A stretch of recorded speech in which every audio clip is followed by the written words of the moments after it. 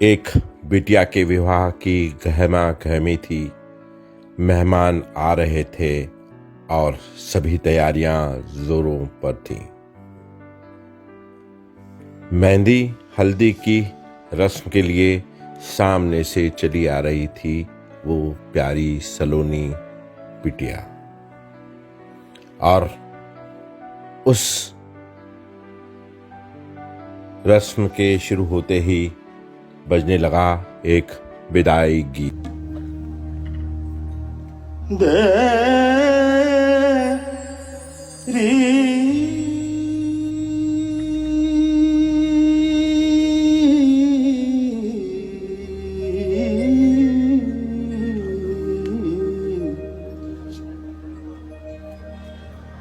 कल से मेरा ये घर होगा मेरा ना घर।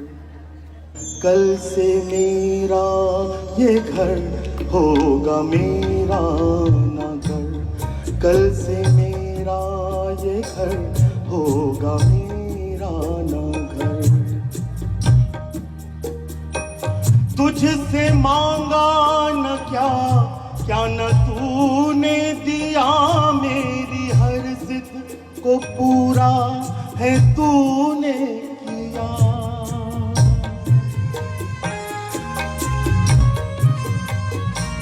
तुझसे मांगा न क्या क्या न तूने दिया, मेरी हर जिद को पूरा है तूने किया। तूने मुझको दिया मेरा मन चाहवर, तूने मुझको दिया मेरा मन चाहवर। कल से मेहमान बन आऊंगी तेरे घर। कल से मेरा ये घर होगा मेरा ना घर। गीत की सबसे सुंदर पंक्तियां आ रही हैं।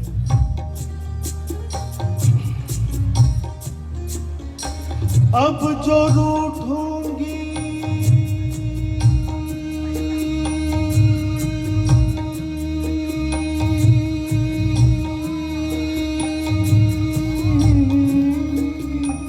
अब जो रूठूंगी कैसे मनाएगा तू मुझको बहला के, कैसे हंसाएगा तू।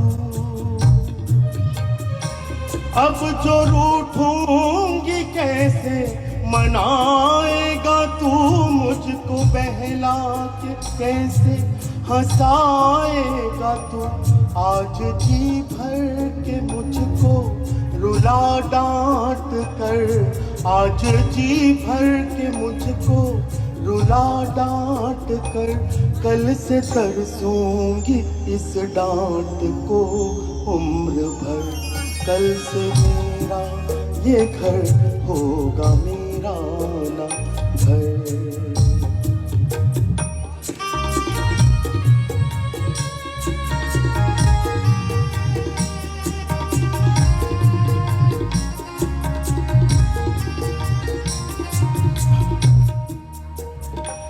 ये विधाता की कैसी विधि है बता, बेटी होना भी है क्या कोई एक खता।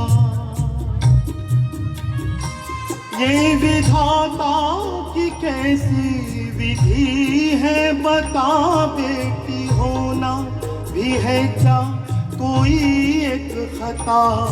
बेटा होती तो रहती मैं संग उम्र भर। बेटा होती तो रहती मैं संग उम्र भर। छूटता ना यूं मुझसे मेरा अपना घर। कल से मेरा ये घर होगा मेरा ना घर। मैं पराई बनूंगी यही एक डर, मेरे दिल में है बाबुल यही। पिता एक कोने में खामोश चुपचाप खड़ा है। कमाल तो यह भी है ना कि पिताओं को खुलकर रोने की इजाजत नहीं देता हमारा समाज। वो कहे तो अपना दर्द किससे कहे कि उसके कलेजे का टुकड़ा उससे बस चंद लम्हों दूर है, जाने वाला है दूर, बहुत दूर। और वो आज दुनिया से अपने मन की कहना भी चाहता है कि वो कन्यादान नहीं करेगा। जाओ, मैं नहीं मानता इसे, क्योंकि मेरी बेटी कोई चीज नहीं जिसको दान में दे दूं। मैं बांधता हूं बेटी तुम्हें एक पवित्र बंधन में, वो कहता है पति के साथ मिलकर निभाना तुम। पिता कहता है मैं तुम्हें अलविदा नहीं कह रहा, आज से तुम्हारे 2 घर, जब जी चाहे आना तुम, जहां जा रही हो खूब प्यार बरसाना तुम। सबको अपना तुम बनाना, पर कभी भी न मर मर के जीना, न जी जी के मरना। तुम अन्नपूर्णा, शक्ति, रति सब तुम, जिंदगी को भरपूर जीना तुम। पिता एक बेटी को साहस देता है, न तुम बेचारी न अबला, खुद को असहाय कभी न समझना। हाँ तुम मेरी बेटी, हाँ तुम। मैं दान नहीं कर रहा तुम्हें, बस मोहब्बत के एक और बंधन में बांध रहा हूं, उसे बखूबी निभाना तुम, ओ मेरी प्यारी लाडली बिटिया। एक पिता कहता है चुपचाप, मन से मन में। कोई तो सुनेगा ना उसकी बात कि वो कन्यादान नहीं करेगा। बेटी कोई सामान नहीं, बेटी एक पिता का गर्व है, घमंड है, उसका विश्वास है, उसका भरोसा है, उसकी तमाम जिंदगी है बेटी। अब रात का वक्त आ गया है और संगीत का कार्यक्रम चल रहा है। नाच रहे हैं, गा रहे हैं, मस्तियां कर रहे हैं सब। और बेटी ने भी अपना एक बहुत ही अच्छा डांस किया और उसके बाद उसने कहा कि प्लीज मुझे माइक देंगे क्या। माइक बेटी के हाथ में है और वो आज कहना चाहती है, वो लोग जो उसके सामने खड़े हैं, उसके परिजन, उसकी दुनिया, जिनके साथ, जिनके लिए, जिनके हमसाया होकर वो 30 बरस अपनी खूबसूरत जिंदगी जी, वो कहती है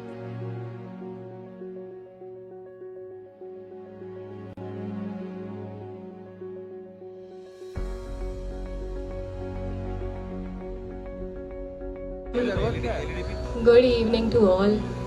तो मैं कोशिश करूँगी कि मैं जो भी कह रही हूँ वो हिंदी में कहूँ।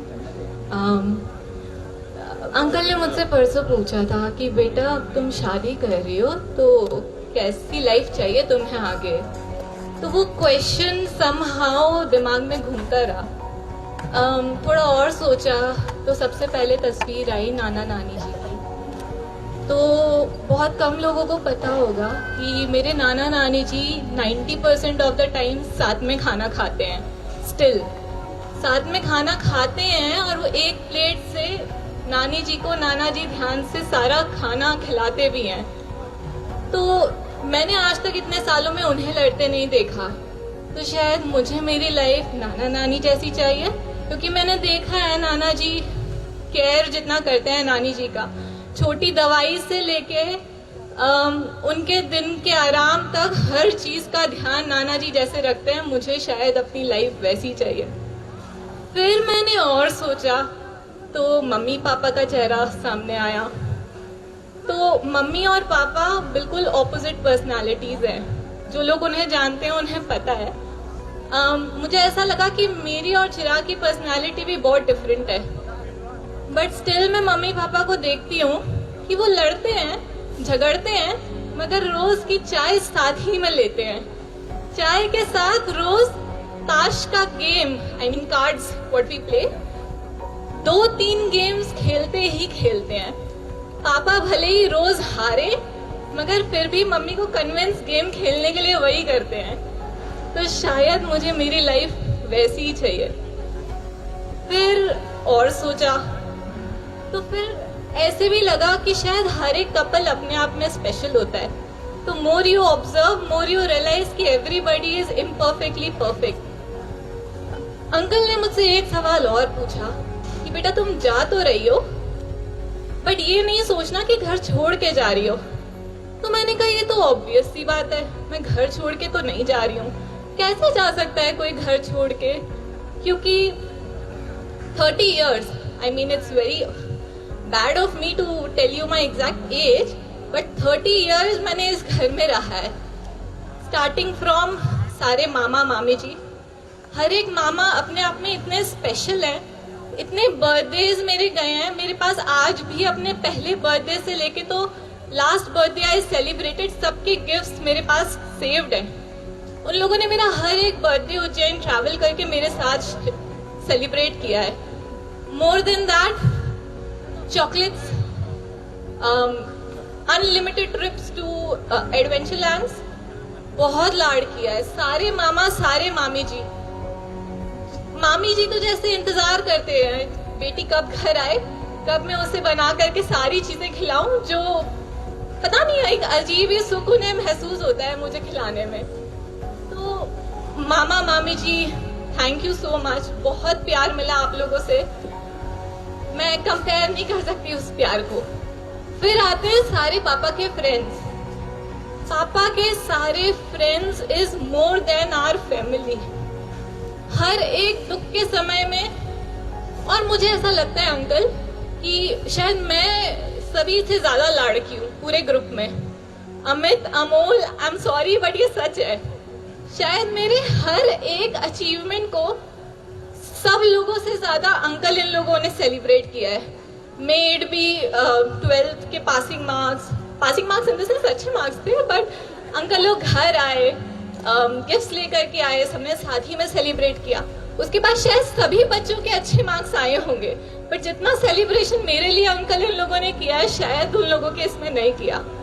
देन इंजीनियरिंग के सारे results, first job, second job, in fact engagement as well. I mean जब रोका हुआ था, सारे अंकल लोग घर आए सरप्राइज देने, डब्बा खोला, मम्मी को कहा खाना मत बनाओ, सब साथ ही में खाएंगे, और पूरा दिन सभी ने साथ में स्पेंड किया।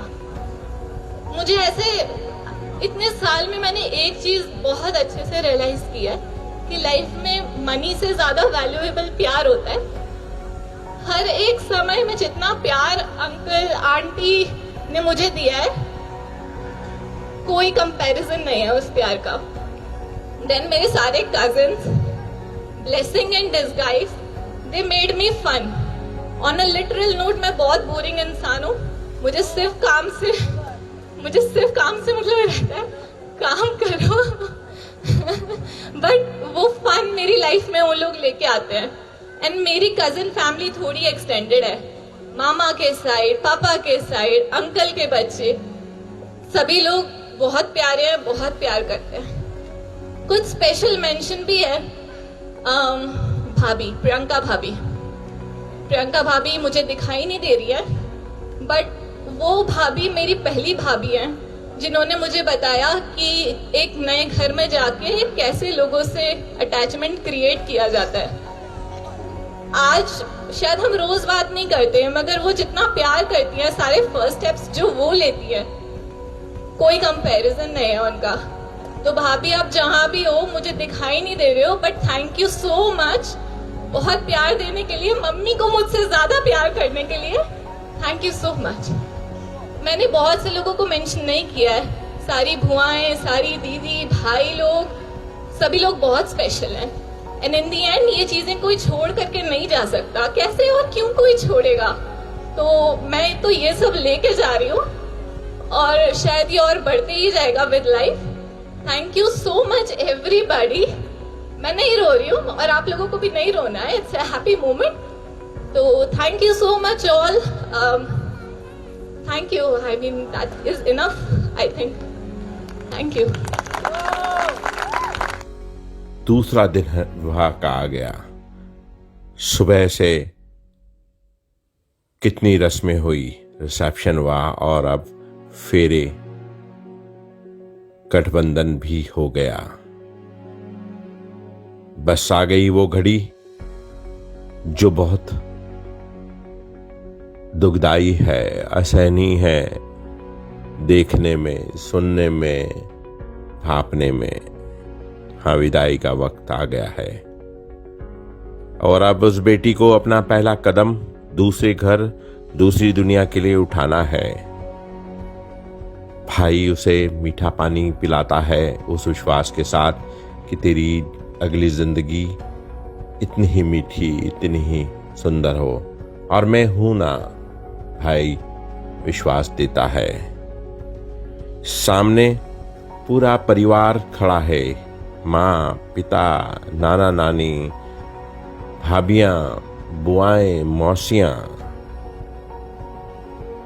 कमाल तो यह भी है ना, जिस पिता ने अपनी बेटी को एक दिन विदा किया, वो नाना, वो नानी आज अपनी बेटी को ही उसी भरी आंखों से, उसी मोहब्बत से, उसी दर्द से विदा कर रहे हैं। ये दृश्य भी कितना कमाल है ना। देखो तो आंखों का नम होना लाजमी हो जाता है। कोई एक आंख नहीं होती उस लम्हे में जो भीगी न हो। बिटिया अब कार में बैठ चुकी है और उसने अपना एक हाथ कार के बाहर निकाला है और वो कहती है, रो मत, रो मत, मैं जल्दी ही आऊंगी, कुछ भी छोड़कर नहीं जा रही हूं, बस एक और परिवार को अपना बना रही हूं, कुछ भी छोड़कर नहीं जा रही। ये बिटिया की विदाई देखना, सहना और उसमें होना बस असहनीय है, असहनीय है। बेटी की विदाई